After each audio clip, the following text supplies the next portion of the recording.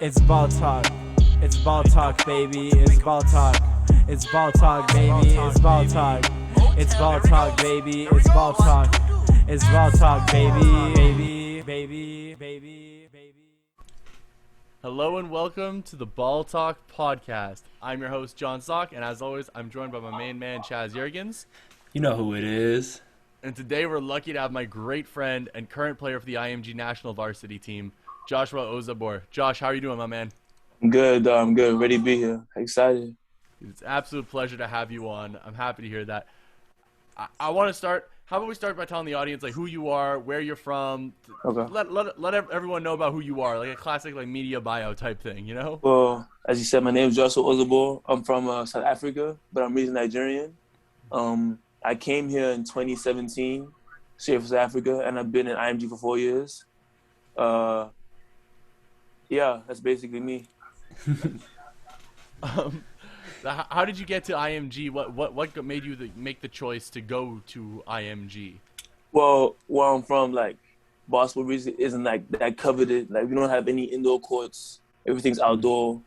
If you really want to like make it out of South Africa, you have to be like, you have to be like 7 foot or like get called up from a camp. I don't know if you know Basketball Without Borders. You have to do that, or you have to be like really scouted. And I just didn't think that was the best route for me personally. My brother had come to Syracuse right before I came to America. So I was like, let me just go to IMG. And one of my friends was already here. And, Alberto Markovic, he called me. And he was like, yo, we talked for a bit. He's like, you should come. And I came. And that's why I came here. And I was like the only person from where I'm from to come to like America. So I was like 14 years old. So it was like a surreal experience. That's why I came. That's so cool, man. All love to Alberto. I've been meaning to text him. Such a good dude. That's my guy. That's cool my guy. I love that guy. I love that guy. So many players go to IMG for just a year or two, and then they leave. I know so many players from the 1 year that you and I were both at IMG. So many players from your team changed, dropped, quit basketball entirely, sports entirely, changed sports. You might be the only one that actually stayed for all 4 years, but what inspired you to stay for all 4 years? Well, first of all, I think like a lot of these kids that, especially from like America, that come for 1 year then leave, they have like other options, right? They can go back to, Ohio and like just like go to school. Once I left South Africa, like, cause I was really well known back then, cause like I was like the best player there. Once I left, like everyone knew I was in America. I was kind of like a hope for them, I was like that kid, like I inspired some younger kids. So first of all, if I quit, that wasn't a great sign for them. They're like, oh, a kid from South Africa can't make it in America. And like, I really had no other option. Like I remember I was in grade 10 and I wasn't really feeling IMG no more because I didn't like the JV program. I was like, Mom, like, let me come back home. She was like, come back home to what? Like to do what? Like there's nothing else to do. That was the only part I really had. So that's why I really stayed. And I knew that I had like crazy potential. So for me to just leave like my one dream America just because like it was hard or I didn't like it anymore, just me quitting on myself. So it's a really good mentality to have that you could tell right away that this was right for you. And I mean, I did my 1 year and I talk about it very openly. It was easily the hardest year of my life, despite all the amazingness that is IMG. The amount of work you put you through is it's no joke. To do that for 4 years, I do not know that at your age. I know for a fact that when I was your age, when you first showed up, I was not mentally tough enough to handle that. The fact that you were doing that for 4 years still is so impressive to me. Yeah, it's a mindset thing. That's what it is. Like, it's just like, if you just know, like, because I know from 14 years old, I want to make the NBA. I want to be at that level. I want to go to like the highest level I can personally, like pro, Division I, whatever that is. And I was going to be in America. So for me to be here, the hard work part and like the perseverance, that's the easy part for me. The harder part is probably just getting noticed and like exposure. When it comes to just doing the work, like that's second nature. Yeah. So where did you develop that mentality? What inspired you to get that? A lot of people aren't able to put that into perspective, much less at 10th grade when you were 16 years old. Like I could never have done that when I was 16. I'll tell you that for a fact.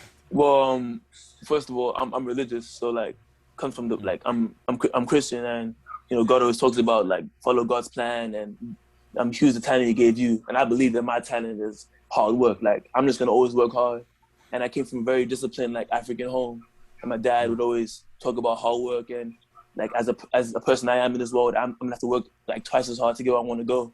So that's just what I brought to America. And me being where I'm from, I knew I couldn't let so many people down. Like I had such a big why. My why was my family, my friends, kids that look up to me, my whole country. So it was more than just by myself. It was for other people.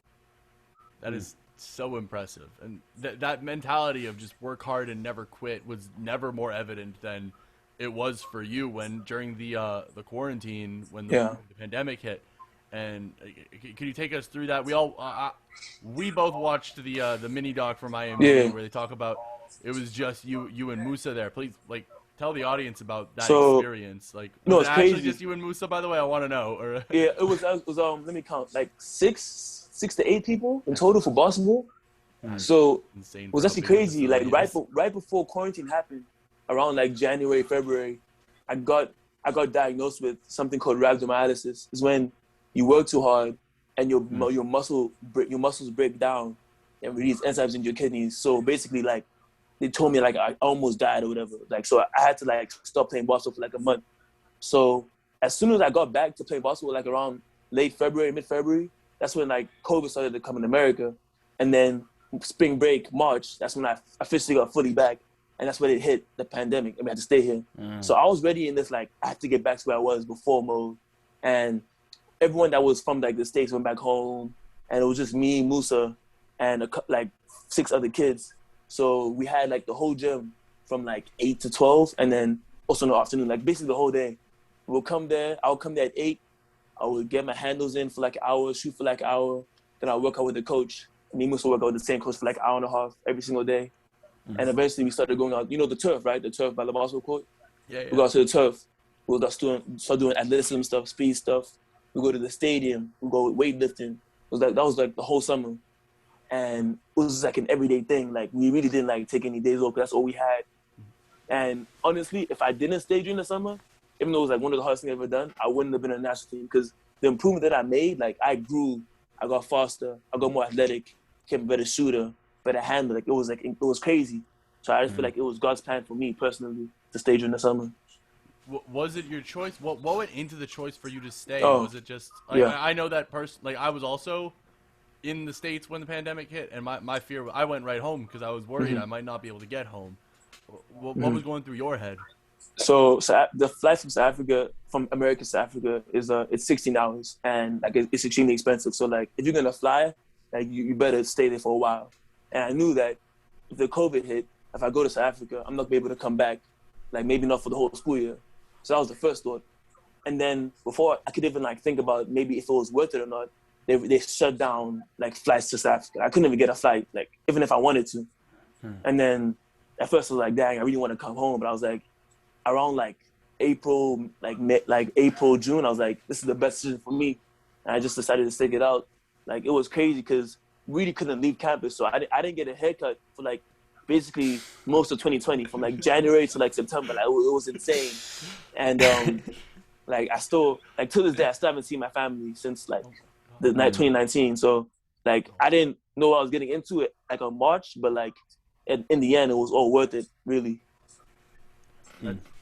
That's still insane. So it was you and Musa. Me and Musa, a post-grad, a kid from the varsity team. No, 2 kids from the varsity team, and then another kid from the post-grad. And gradually, people left.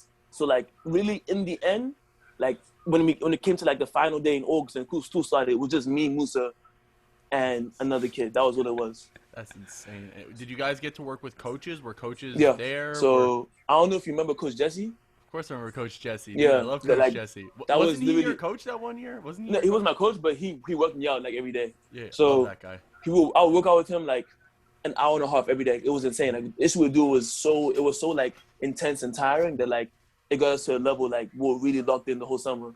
And then after that we'll do like tour stuff with him, like conditioning, speed. And then once IMG had camps, right? So we had like free camp because we had to be here. And Coach Mack, the head coach of the national team, he was running the camp. So it was me, Musa, and a bunch of other kids in the camp. And that's when I really started to get to know Coach Mack. Yeah, just like, I mean, they were our age. Like they were good kids, like good players, but like we had good competition. So we started playing playing up and down, doing scrimmages. but Coach Mack would like work us out every single day, and that's why I started to get to know him. Like we created a good relationship, and that's how I got on the national team basically. Nice. So it worked out for you in the end, and oh yeah, for sure. that's so what does it mean to you to be so for this entire national for people who don't know, IMG's national team basically just gets players from all over the country, top 10 recruits, top 20 recruits, 5 stars, 4 stars, and builds a super team. And you are the only player that wasn't from another school. You are the only IMG product that showed up at IMG from day one, worked to become who you are. What does that mean to you to be when you're surrounded by all these 5 and 4 star recruits who have just been top of everything forever?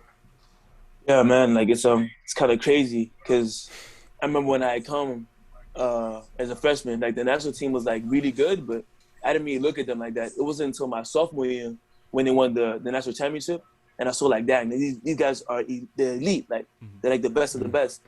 And I remember I was like, dang, like if I could get on that team one day, like that would be insane. But that's not really what I like look for. And it wasn't until my junior year I was like, wow, if I really worked this whole year, I can be there my senior year. That's what I wanted to be. And when I got picked for the team, like when I was there, it was just like crazy because you look around you, like these are all these players that are the best in their class, best of what they do. And I'm there with them, I'm playing with them. So like that puts me in that level. But I always saw myself as like the underdog, the person that's like, you know, I was never the most talented, never the tallest, never the fastest, but like I'm gonna work harder than you, I'm gonna do more than you. I'm gonna be a dog on the court. So it just gave me this mentality of like never be satisfied with regardless of what you're doing.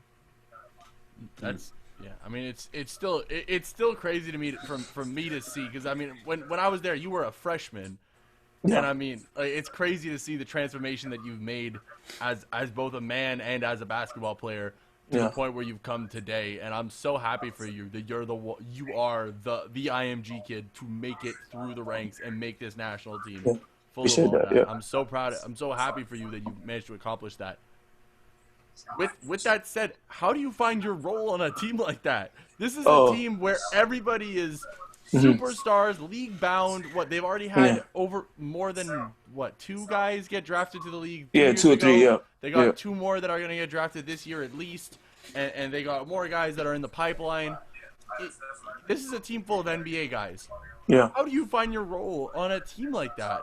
Well, in some ways, you could throw out 5 5-star recruits and just let them play. How do you find a spot in that? So, like at first, out of like the first couple months, it was like inconsistent because I came out strong.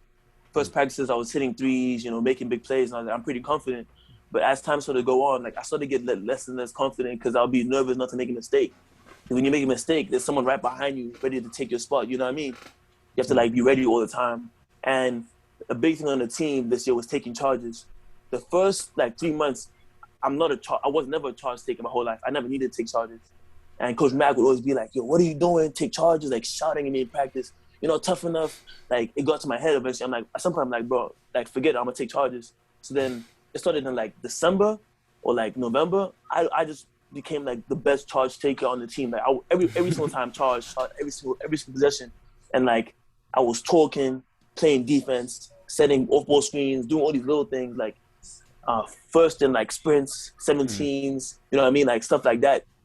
It adds value on a team when you like not maybe the most talented. So any little thing on the court, I would do that, and I'm gonna make my open shots. I started to get downhill.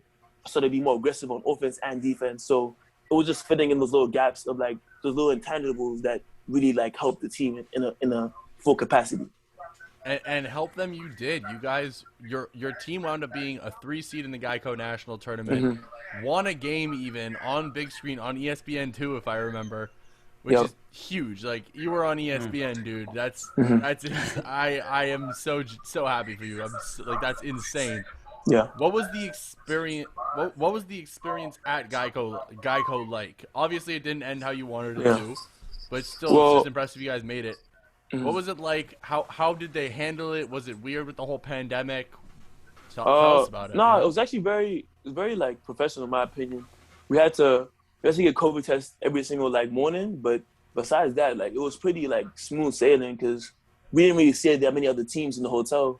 We were just get to the gym. It was like FSW. You know FSW, right? Yeah. Get there, get to our locker room, change, get on the court. Like we had our own times, like so we really bumped into many of the teams like that. So there's no really like cross contamination. So it was really like well run. And I remember that we got there the day before we played. And we had like a full hour for a shoot around, so we got like a whole practice there. So it was like a very like well run organization on their part. That's good, and Yeah. that's big. So you just finished your senior year, your senior year season. You still obviously got a few more months of school, and you've still got more time before signing day. Yeah. Absolutely no pressure to know right now, but what is on the table for the next moves for you? What are you looking at? What are you hoping? I've actually like already decided I'm gonna be playing at Bryant University next year. So congratulations! appreciate that. Congratulations! Appreciate that. Thank you. Big ups. I had a friend who went to Bryant. That's awesome. Oh, real? That's dope. Yeah. No, good school. My mom really liked it, so it's a good academic school as well. So I'm a really good fit for me personally.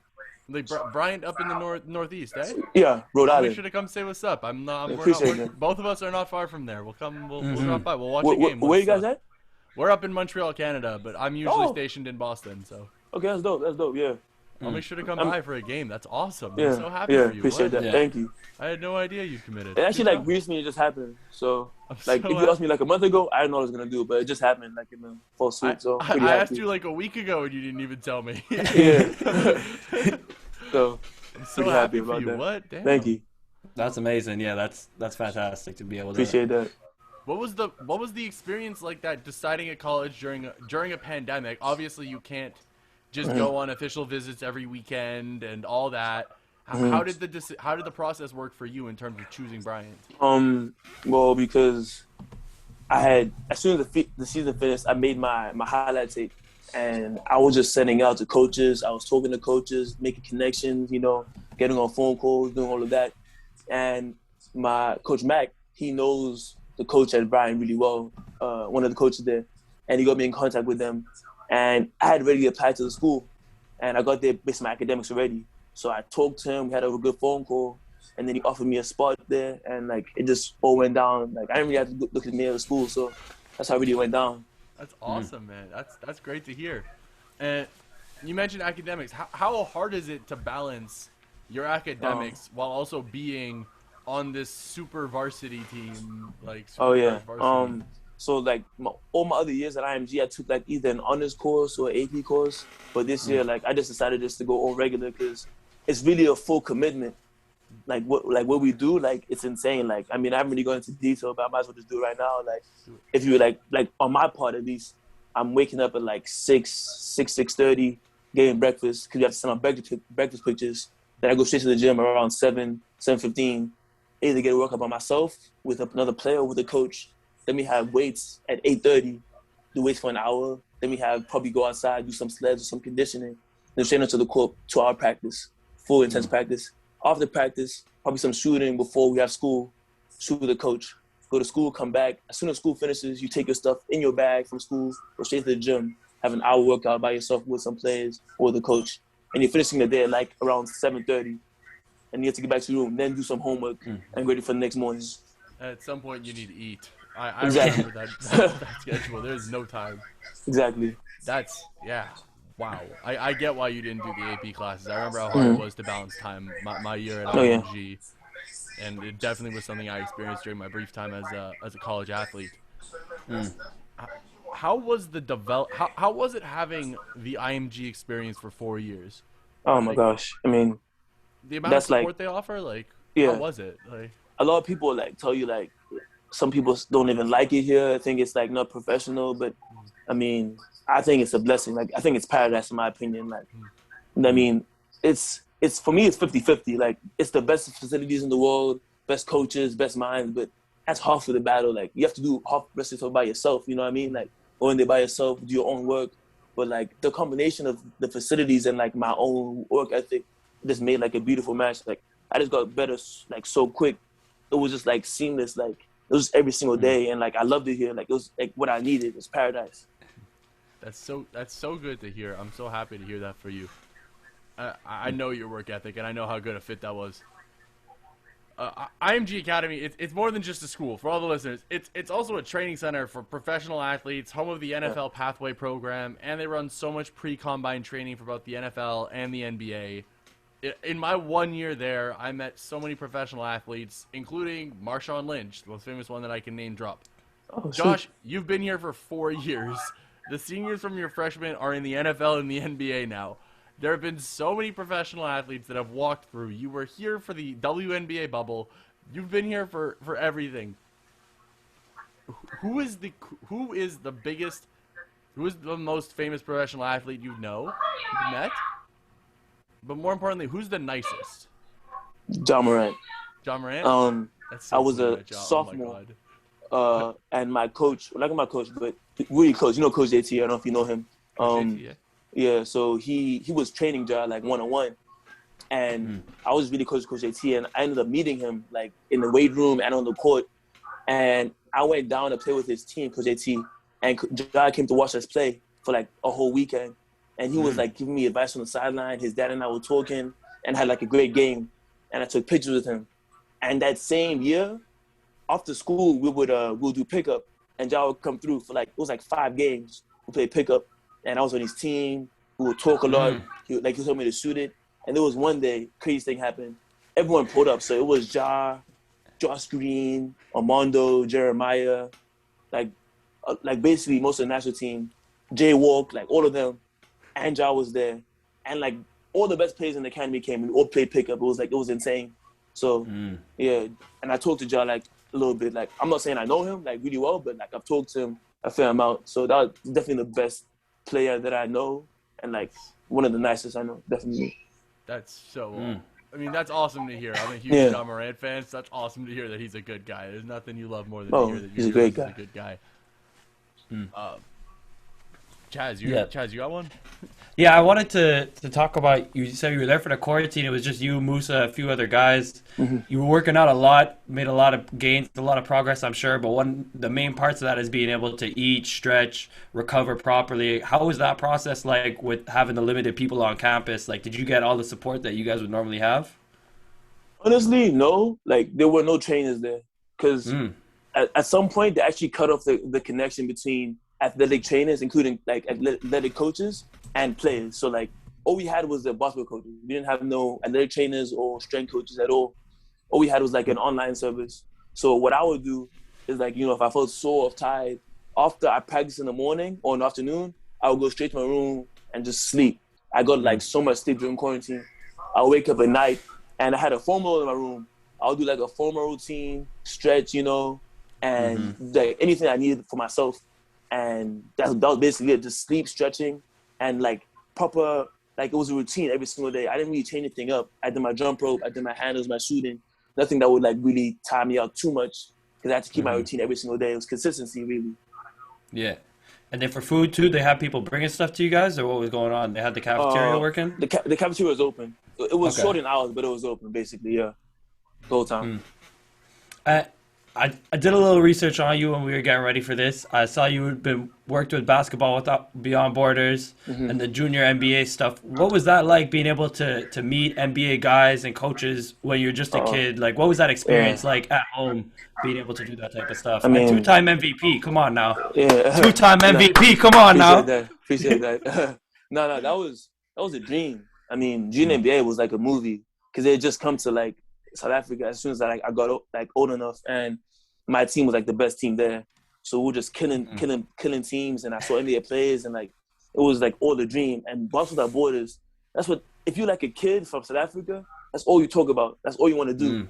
And the chance for me to go there, like that was like God's plan. And when I got there, like it was insane. I did Kevin Mutombo, Joel Embiid, Doc Rivers, Malcolm Brogdon, like Chris Bosh. It was insane. Like, I just try to like take in knowledge from those players, all I could really do, because I know there could have been millions of other players in my position, and they chose me. So I had to like make the most of that, and I used that knowledge like when it came to IMG, you know, just try to further that.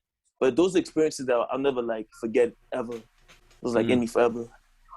Yeah, I mean that honestly, it sounds like a dream, like a movie. As much as it's growing up like that, it can be difficult, but just to meet so many NBA guys at a young age, I know it's something that I wish I had done more in Canada whenever we had tours and NBA academies. Yeah.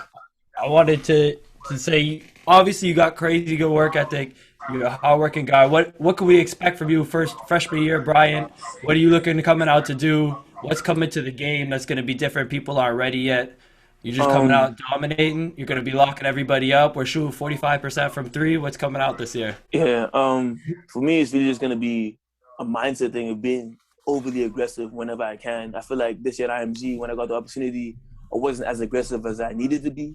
And if I can just get to the Carter's level, and when I get on the court, be as aggressive as possible, I think I'll make most of my minutes. And of course, keep that defensive side that I have right now, and taking charges, defensive rebounds, talking, all those little intangibles. That added with the aggressiveness on the offensive end will just equal like an insane improvement in my game. So Yeah, can't wait to see it. appreciate We'll be that. staying tuned. Be sure to go check out the games too. Be putting on all the time. Thank you. Does Bryant know if they're going to be doing? Does Bryant know anything about their season next year? Do you know about that yet, or have you not even asked? Nah, I mean, I'm not sure, but I think everything's gonna be fine with this season. But I haven't really asked, but because they said they were still in like transition mode from that, because they just lost in their like conference tournament, so they're still in transition mode from that. But I haven't heard anything specific about next season. All right, Josh, it has been such a pleasure having you on, man. It's so good to see you again and speak to you again. It has been way too long. Appreciate that. Best Nah, of it's luck with your good to next see you steps. too. Best Thank of luck you. with your next steps, man. I know that you made the great choice for you, and I know you're gonna absolutely kill it at Bryant. Thank You you. so much for coming on. Whenever you so want to much. come on, know you're always welcome. We always want to chat with you, man. Absolute blessing. Yo, for real though, Yeah. keep this thing going. It's gonna grow. I can tell this part is gonna be really big really soon. So just keep it going. Much love, man. Thank you so much for that. And to all our listeners, Hey, you too, huh? Oh gosh, appreciate that. to all our listeners, please keep liking, subscribing, rating, reviewing. And until next time, this has been Ball Talk. All right, we are back from that quick break. It was actually 3 days, but quick break. It's currently Thursday, April 8th at 9:10 p.m. Eastern Standard Time. I'm with Chaz as always. We just had a great interview with my good friend Joshua Ozabor, and we figured we'd do some small breakdown stuff afterwards because I liked how that was with the Jaden Hardaway interview. So we are going to talk quickly about some post trade deadline thoughts. Mainly Aaron Gordon, Orlando Magic, Nikola Vucevic. If we have some time, maybe we'll talk about Evan Fournier. But this was a really positive interview, so I don't feel the need to go and yell about how the Boston Celtics still suck. Even if that brings me joy. I know it doesn't bring everybody joy, and I'm kind of just in a joyful mood, Let's go ahead, get started down in Denver. I'll own it. I did not give the Nuggets enough credit. I did not. I thought they were good. I thought it was a good move. I didn't. In no world did I say this was a bad move. I did not give them enough credit. I still think they paid a lot for Aaron Gordon, but he has been absolutely transformative for them. He has a net rating above 20. Their starting lineup with him has a net rating above 20, and I don't care once it's above 20. Once it's above 20. It's like, okay, you're just beating up on teams. Like, it doesn't matter if you're 21, 24, or like 36. It's better if it's between 20 to 30 because that seems a lot less like variance and a lot more like this is real. This is really good, Yeah. Like, but once you're over 20, like you're just at such a hand of variance, It's just such a large number. Like, it's going to come down to earth at some point, most likely. But still, this has been absolutely fantastic fit by the stats, and the wins have backed it up. The Nuggets are undefeated ever since Aaron Gordon's arrival. I'm loving it. I'm loving it in the regular season, and the thing that I didn't realize I was going to love so much about it is how excited I am to see it in the playoffs. Which, Chaz, if I believe that was what you were talking about, right? You were the one who was like, wait for the playoffs for this one. I was really excited for the playoffs because of the amount of lineups and versatility they're going to be able to run with Aaron Gordon, and I think we're getting a taste of it already. Mike Malone, he's no fool. He's no slouch in this game. He knows he needs to get his lineups running before the playoffs to make sure the cohesiveness is there and the movements are there and the communication's there.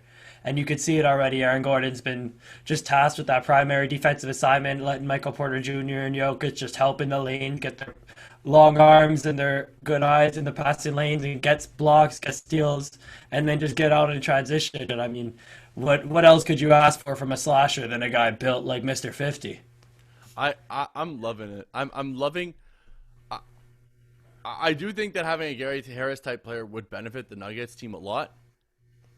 But I just didn't. I underrated how good Aaron Gordon was going to look next to not only Nikola Jokic, who he looks fantastic with. I think I read somewhere that he scored 32 times as of last night against the Spurs, and 18 of his 32 makes were assisted by Nikola Jokic. Yeah, that makes Something, sense. some sort of insane stat like that. I can't recall. I forgot to save it. Insanity, basically. I mean, everyone's seen all the clips of them just passing back and forth and back and forth and back and forth and back and forth and back and forth and back and forth and back and forth. It's been a pleasure to watch the two of them. I underrated how good Aaron Gordon and Michael Porter Jr. would be. Primarily on the defensive end, but on the offensive end too. Don't get me wrong. By having Aaron Gordon, you now have Aaron Gordon to match up with whoever the best wing player is on the other team. Which, if we want to look around, we'll do the look around later. We'll look around for matchups later. But most teams don't have two super scary wing players. The Clippers, being the exception, have Paul George. Will Barton can stay in front of him enough. I hope. I hope. But once again, you know, you kind of you live with it. They don't really play like Paul George at the 4 that much, and you'll find a way to live with it. We can go through matchups later. Aaron Gordon on the best wing. Nikola Jokic in the paint doing his rim protecting by size, hands in the passing lanes, making people lose their minds, even being like, oh, he's supposed to suck on defense, but he's in the right position every single time. And then you got Michael Porter Jr. coming in on the weak side for some gorgeous blocks, gorgeous weak side help. He's honestly kind of elite at that, if we want to be honest. I'm loving this fit for those three. I'm loving this fit for those three. I still don't love Will Barton in the starting 5, but I'm loving Jamal Murray with this. I'm loving this. I'm loving this for the playoffs. I'm loving this for the playoffs. I mean, Will Barton even has been electric since Aaron Gordon's gotten there. He's had some great games. There was, I think, one of Aaron Gordon's first 3 games, Will Barton was like 6 for 9 or 5 for 8 from 3 in that game. He's been going crazy. He's been doing a lot of two-way stuff that they needed him to do. Jamal Murray's been out recently. They're still winning with Facu starting. PJ Dozier getting significant minutes for them off the bench as guard play. Another big guard that we don't really talk about. What Aaron Gordon brings means that this Denver team has a lot of size that can handle the ball and that can stay on the floor at the same time. Like, you're talking about the shortest guy on the floor for an entire game might be Jamal Murray at 6'5". Like, that's the smallest player that might step foot on the floor for the Denver Nuggets for an entire playoff game. Because sometimes there's no reason. Minutes. Facu doesn't need minutes. Like, Monte Morris might get minutes. I'm a Facu truther. Monte Morris might get minutes, but in a situation, PJ Dozier can get off the bench minutes. Jamal Murray is one of those guys who, if the bubble is any indication, might just go for 48 minutes in a playoff game because that's who he is. So I think Aaron Gordon fits in so great defensively and offensively. I mean, talk about another guy who can run the pick and roll, who can get the ball in a switch situation. If you put a little guy on him in the post who can pass out of it in the Denver Nuggets fluid offense, or who can go to work and create a shot for himself. I mean, he's struggled a little bit with his jump shooting. His free throw percentage hasn't necessarily been there yet, but I think you give him some time to adjust a little bit just to that jumper to get it fixed. And good things are to come for this Denver Nuggets team. I think they're one of the scariest teams in the Western Conference. The playoffs, every way it stacks up, all 10 teams, every matchup seems to be like it's going to be a primetime preview in the Western Conference this year. I mean, just looking around, like, I do think that this takes the Denver Nuggets to a level that only the Lakers can match. And the question then becomes, are the Lakers healthy? And I'm going to say, everyone's been talking about it for weeks. I'm going to say it right now. I think the Lakers are healthy. I think the Lakers will be fine. LeBron is an Iron Man, and Anthony Davis will take all the rest he needs. He will be fine. I imagine if he was on the Pelicans, he'd already be back on the floor. I'm not worried about this Lakers health yet until I see that they're not healthy. I imagine if any team's playing it safe, it's the Lakers. We'll worry about that when we get there. But even against the Lakers, they match up pretty well. They still have they have Will Barton, who is a great scorer, Jamal Murray, who's a great scorer at the guard. That will give the Lakers some trouble right up there. I'm not going to go through this right now. I don't have anything written down. I can't go break it down one for one. But every other team, the Nuggets are much bigger than them and also more athletic. The Nuggets, by adding Aaron Gordon, they added a 6'10" athletic freak at their small forward position. At their 3, they have a 6'10" athletic freak. There's no outsizing them, and there's no out muscling them, and there's no outrunning them. It's gonna give teams fits. Yeah, and one of the things that we haven't yet mentioned, and I think is super important about this Aaron Gordon trade, is what it allows the Nuggets to do with their rotations in terms of bigs off the bench. Because now you think about, you have Paul Millsap and JaMychal Green as 4 or 5 men who could come off the bench for you, along with JaVale McGee as a 5-man who can come off the bench for you. And then you have Bull who can do that too if you really need something different. He's not going to touch the floor in the playoffs, but if they're up 40, he might, And then he might hit some crazy step-back 3. How's the internet going crazy? Bull needs more minutes. And so I think it doesn't play young players. Just wait. It just gives this Nuggets team such a level of, like, no matter what matchups they get into, if guys are struggling offensively or defensively, they have guys who they can plug and play into that position to try to keep everything rolling. And as long as Jamal Murray can be that guard that they need him to be in the playoffs, I see everyone having a really, really tough time trying to stop this Nuggets team in a 7-game series. You mentioned it. I just kind of want to talk about it. The JaVale McGee trade was weird. Just weird. Weird because they're okay with small ball JaMychal Green, Paul Millsap, or they're okay with that. Adding JaVale McGee gives them an option to stay big when it goes to the bench, and I'm just wondering who they're going to use that on. I guess it's the Lakers. It's not could be Rudy Gobert. It could be. I imagine that there wouldn't be very many non-Jokic against Gobert minutes. Whatever, it doesn't matter. It's just another look. It's just another look, and I like that. But it's weird because I don't know. I heard that they had promised playing time or something. I don't know. It's weird. Hey, at this point, Jokic could run the one for them with Will Barton, Aaron Gordon, and Michael Porter Jr. and JaVale McGee on the floor, and I wouldn't even be surprised. They just need to run Jokic at the 1, Porter Jr. at the 2. Gordon. Gordon's taller than Millsap. Gordon gets the 3. JaMychal Green at the 4 and JaVale McGee at the 5. Just go ultra big ball. See what happens. There you go. The reverse Houston ball Rockets. In there somewhere. Figure it out after. We talked about the Denver Nuggets. I want to talk about the team that sent him over, the Orlando Magic. The Orlando Magic might have won the trade deadline. I didn't give them enough credit picking up picks and all that. They might have won the trade deadline because they added R.J. Hampton, Wendell Carter, and created minutes for Chuma Okeke. That's it. Ignore the picks. Ignore all the picks. That might be enough for them to have won the trade deadline. All 3 of those guys have been putting up double-digit points almost every single game since the trade deadline. They've won a few games. They're losing a lot, but they're looking a lot more competitive. But Chuma Okeke is nice. Chuma Okeke is absolutely so nice. I am terrified at the prospect of being able to have him and John Isaacs on the floor next to each other. I'm going to be completely honest. Yeah. Chuma, out of Auburn, just absolutely disgusting on the wings. I think he provides a level of versatility, switchability. It's almost as if Kyle Kuzma was a defensive player and just actually good at basketball. That's what Chuma Okeke looks like. What does that mean? What does that mean? What does that even mean? I gotta take a couple shots at the Kuz just every once in a while. I love Kuz. But no, this Magic team obviously created a lot of cap space in their future by getting rid of guys like Aaron Gordon and Evan Fournier. They created a lot of minutes for young guys. R.J. Hampton and Cole Anthony is such a scary front court. We talked about it on the trade deadline, but just having those two who've known each other for a while already to play together is elite. And Chumo Kiki, getting minutes, getting buckets. He's working people in the post, grabbing crazy boards. Ken Birch recently released today, going to the Raptors. Good to see our man's coming back up north eventually. Oh yeah, shout out Kim Birch. Very excited to have him back.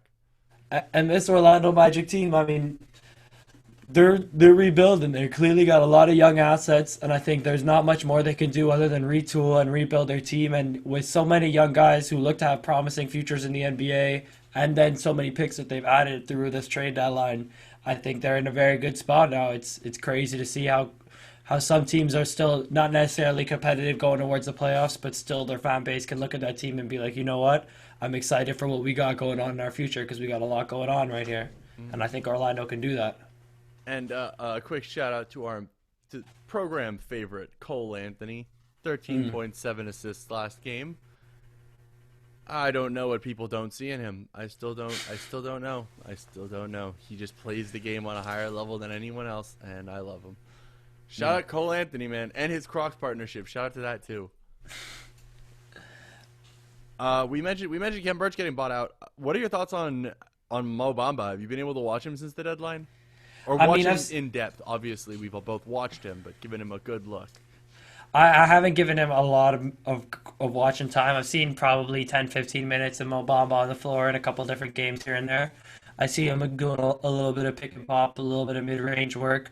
But he's, I don't know, he's not getting a lot of minutes, but here and there, Wendell Carter's been playing great for them, so I can't really blame Steve Clifford for the minutes he's given out, you know? Yeah, I mean that's why that's why they moved on from Ken Birch. They're like, we really got to figure out what's happening with Mo Bamba and Wendell Carter. I like that move a lot. We discussed that the Orlando Magic weren't really buying anyone out. We will know for sure who is and isn't bought out Saturday morning, or well, to be exact, Friday at midnight. Hopefully we'll all be asleep by then because there's an 8 p.m. curfew, so we definitely should be in bed at a reasonable hour. I'm not still mad about that. It hasn't only been a few hours. I'm not still dealing with that. But no, I'm excited to see what Bamba and what we can really get out of Mo Bamba, Wendell Carter, and whether either of them are real NBA players. If these are empty stats, whether they stay long term. I'm excited.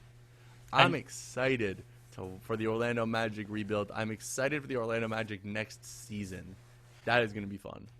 And we mentioned two of their guys. I mean, John Isaac and Markelle Fultz aren't even really going to see the floor or see the facility this season, and they're probably going to be their two best players when the season starts next year. So to think about the amount of talent that's going to be in that locker room, and everyone being like 24, 25 or under, they got a lot of players who are going to be working for minutes, guys whose contracts are who are going to be looking for their first ever big NBA deal. And people just competing and working hard. There's nothing better than that. Looking like a Memphis Grizzlies culture building itself in the Orlando facility. I was going to say that. You beat me to it. Come on. I was going to say it. Memphis East. Memphis East. Everyone's under 28. No old people allowed.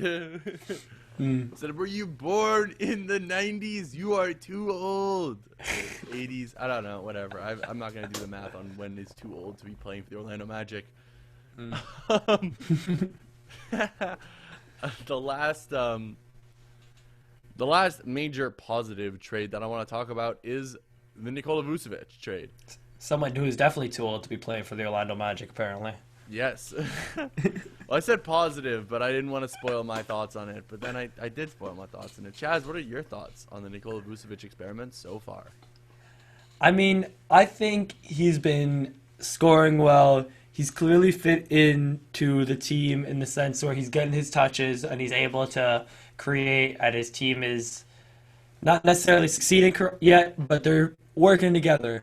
And I think with this Bulls roster, they got a lot of young pieces. They got a lot of things that they're going to try to build. I don't necessarily see them as a team that acquires this all-star and makes a big jump mid-season, just because they don't have the pieces who are used to doing that. They don't have the guys who are experienced in being able to get to the second half of an NBA season. Like, not a lot of players on this Bulls team have played a full 82, or I guess it's 72 now, and had to do all this type of traveling stuff. So I think it's an interesting experiment, and it's a fun team to watch.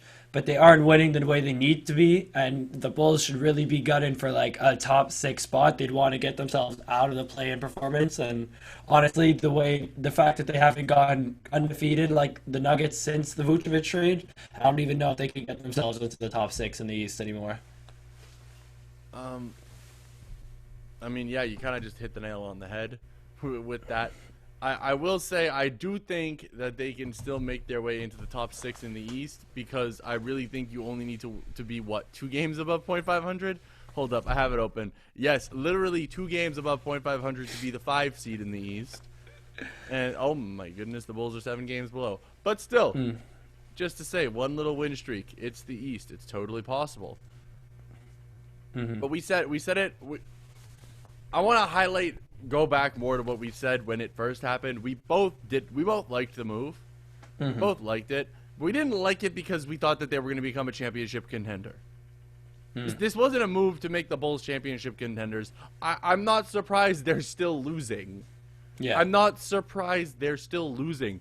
This was a ceiling-raising move, but not to the level of championship contender. This was more, hey, we have 2 All-Stars, maybe we can win a playoff series. Hey, we have like 5 actual NBA players now, maybe we can make the playoffs. That was more the goal of this trade. This wasn't a trade to try and build anything up. This wasn't a trade to try and build the mountain that's going to put the 7th championship in Chicago and give them any success by a player not named Michael Jordan. No, that is not the idea of this. It wasn't like Giannis. It wasn't like Giannis, KD, Embiid. Now we're ready for you. We have Vooch. Like, this was like, we're just gonna see if we can win a playoff series, build some positive momentum. You know, see where we go with this. Because, in all honesty, how about this? If they don't make the playoffs this year, I think Zach LaVine's on contract for 1 more year after this. He is. Yeah. You got 2 years to test out the Zach LaVine experiment to its fullest. Obviously, it's not the perfect team, but 2 All-Star in the East players in the Eastern Conference, when you're actually in the Eastern Conference and you have 2 Eastern All-Stars, do you need to call them Eastern All-Stars, or are they just All-Stars at that point? I mean, Zach LaVine was just an All-Star in my mind, but Nikola Vucevic was an Eastern Conference All-Star. I'm going to stop. You got 2 All-Stars, you got starting level players, you'll have an off-season to retool. You're going to really figure out what you can do with Zach LaVine. You're going to figure out if all the criticism of Zach LaVine being an empty calorie scorer, not a winning player, all that is true or not. There's, you pay a price for it, but you pay a price for it. Wendell Carter was not happening. He was not. This year's first, you should be in the playoffs. That shouldn't be a bad one. I don't know how the picks are going to work in terms of the play-in tournament.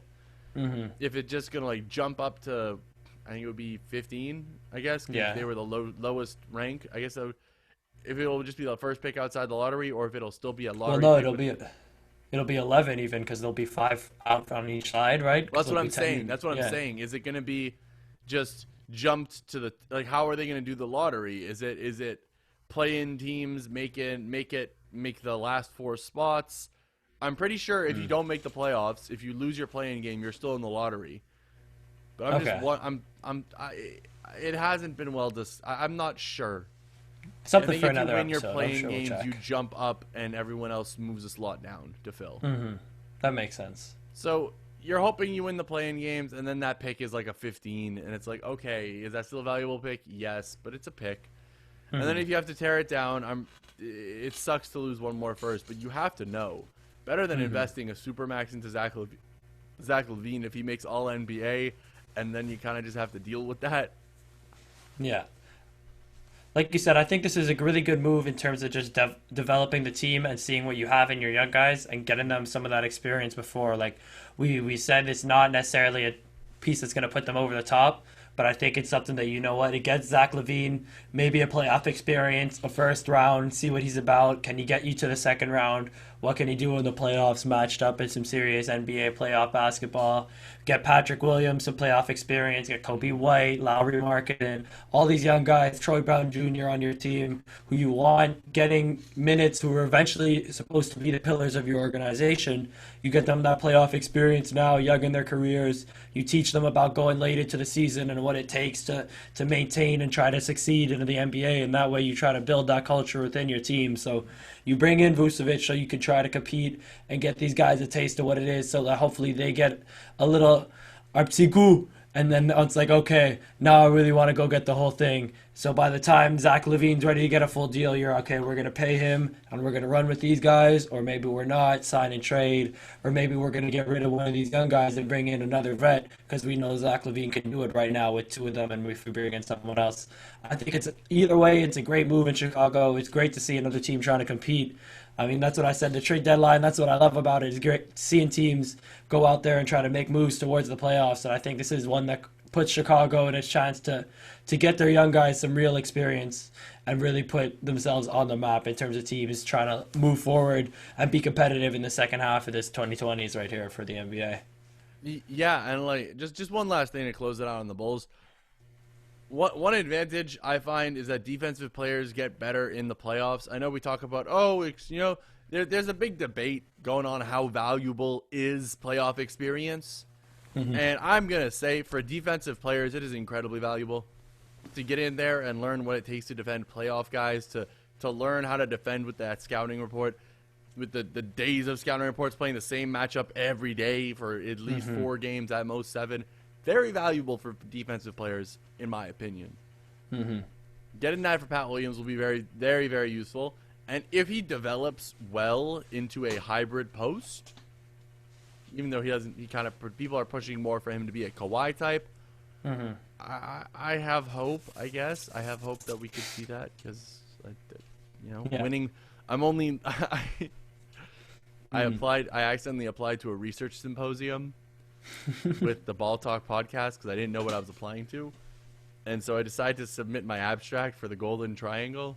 If Patrick Williams doesn't become a hybrid post, the Bulls will never complete the Golden Triangle properly, because you can't really start Tice and give him those minutes because you have Vucevic. So yeah, I mean, you need that hybrid post player for the future, Pat Williams.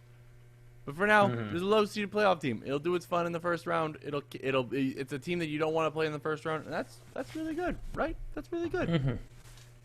As much as they can ask for. You want to move on? Yeah, I mean, there's not much else. The Celtics suck. Sorry, I got excited. I got really excited. I'm sorry. Oh man! Wow. Evan Ford, yay! Oh my goodness. Have they won? I have their scores open. I'm trying to find a game in which he played well and they won. I think he played well in their win over. He did. He got 23 points in their win over the Houston Rockets. Those aren't easy to come by, I hear, nowadays in the NBA. He had 17 and 6 in a 30-point win against the Charlotte Hornets. That's the 4 seed. I mean, that's a good win for them. I'm pretty. Oh man. Oh, and he didn't play against the Knicks because he entered COVID protocols again because the Celtics players apparently the rumors, and you know me, I want to make a joke that I don't believe rumors, but I totally do. No, I try to keep my rumors in check, but I've heard some good stuff about this one. Apparently, the Celtics players love to party and are not slowing down. Evan Fournier is in his second COVID protocols just in his stint in Boston. I think he's been in COVID protocols more days than he's been in practice. Yeah, I mean, the Celtics, I think at this point we can definitively say, because the buyout is pretty much done tomorrow when this episode comes out, or this tonight when this episode comes out, that this trade exception was definitely not better than Nick Batum. I've been trying to hold off. I'd let Danny Ainge have a chance because, it is just like you got to give him it's till his final hour. But at this point, I think you could say that Miles Turner may have been a better asset to you than this trade exception. Oh my goodness. This off season, I didn't like coming back to it for Danny because I just kept wanting to give him a chance to do something during the year to make up for it. And it's just, Evan Fournier didn't. Ken Burch was their last. Ken Burch was their last hope, unless the Rockets buy somebody out. Unless Kelly Olynyk gets bought out, it's really done for the Celtics. It's really done. There's. I was waiting for the Ken Burch signing. That was it. That was the last domino to fall. So I think we can play a game. Hey, Chaz. Would you rather? Would you rather Evan Fournier or Nick Batum?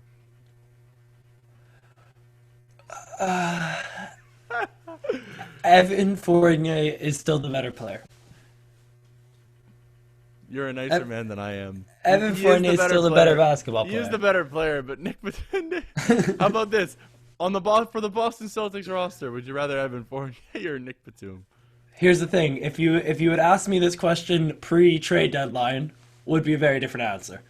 But the fact of the matter is, Evan Fournier is a better basketball player. He is a better basketball player, but man, But Miles Turner, Miles Turner might make them a top 3 seed in the Eastern Conference this year. Oh my goodness. They'd be terrifying if they had Miles. Dude, Miles Turner, Doug McDermott, and a first-round pick, and they said no. Like, imagine Marcus Smart, Jaylen Brown, Doug McDermott, Jason Tatum, and Miles Turner as a 5. You don't think he's playing Kemba Walker in your clutch time anymore. It's over. It's over. And I'm gonna go on record. I don't think Fournier is better. I don't think that Batum's better than Fournier, but I think Batum would fit that lineup better than Fournier. I think Batum would be a better closing 5 type than Fournier. Because I don't think you can close with Fournier. I don't think you can. You definitely can. You can't really. You definitely can. And so why'd you give away Tice? And I mean, at this point, wait. Next, would you rather? Would you rather Luke Cornett or Daniel Tice? Oh no. Oh man, everyone's gonna need to see the video for that. I would rather like half of Daniel Tice for the rest of the season than 2 of Luke Cornett and Mo Wagner for the rest of the season. Like, man. Daniel Tice is balling out for the Bulls. Like, they don't even need him off the bench, and he's still balling out for them. I mean, the Raptors are trying to make a comeback right now behind the monstrous performance of Chris Boucher. I'll be honest with you, has 35 and 18 in a game where they've been has 35 and 18. Chris Boucher in a game where they've been down 20, but now they're down 8 with 2 minutes to go. Sir, excuse me, sir. Gary Trent Jr.'s worst game as a Raptor, 6 points. The guy's been averaging like 30. No, not really, not literally. 3 for 6 from 3, 9 offensive boards, 9 defensive boards for Chris Boucher, a steal and a block, only 1 turnover and 2 fouls. Go Raptors, man! Please take them from the Bulls. That'd be, dude. If the Raptors get the 10 seed and the Bulls are in the play-in, are not in the play-in, I'd laugh. I would have to go back and amend our entire Vucevic thing, and just be like, yeah. We didn't predict them to suck this week. I didn't think they would miss the playoffs. We didn't think there was any way. I don't see how. I'm going to be real. How about this? If they miss the playoffs, experiment over. You know, it's done. It's done. Oh, yeah. You should trade Zach LaVine and Nick Vucevic in this offseason, like, minimum. Probably one of Lowry Markkanen and Kobe White, too. Like, time to reset. Time to reset. You know, build around Pat Williams. Pray you can get something for Levine. Maybe you could do a Levine for Beal swap. No. Sheesh. No, you can't. I don't think so. You can't. You just can't. I'll think about it one day. I'll sit there. I'll come up with Zach Levine for Jeremy Grant. Who says no? That's off-season work. That's what that is. That's off-season work when I can sit there with my spreadsheets. So I think that's it for today. Oh man, that was actually a lot more fun. I hope that people find that Celtics bashing positive. Tried to keep it positive after that great interview with Josh. Yeah. For everyone, stay safe, stay healthy. COVID doesn't come out until 8 p.m. So make sure you're safe after 8 p.m. To all our viewers, please keep liking, rating, subscribing, reviewing, 5-starring, everything, sharing, telling your friends, liking the Instagram, saving. All of it matters so much to us. I can't stress it enough how much it means to us when you support our stuff. It's free and it means so much to us. At Ball Talk Official. At Ball Talk Official, like on the IG if you're only a listener. And I don't think we have people that are only followers, but they won't see this if you're only a follower because this doesn't make the snippets watch. Yeah. But it really means a lot to us whenever you support us. We're just two guys trying to make it. Thank you for your support always, and thank you for tuning in to Ball Talk. It's Ball Talk. It's Ball Talk, baby. It's Ball Talk. It's Ball Talk, baby. It's Ball Talk. It's Ball Talk, baby. It's Ball Talk. It's Ball Talk, baby. Baby, baby, baby.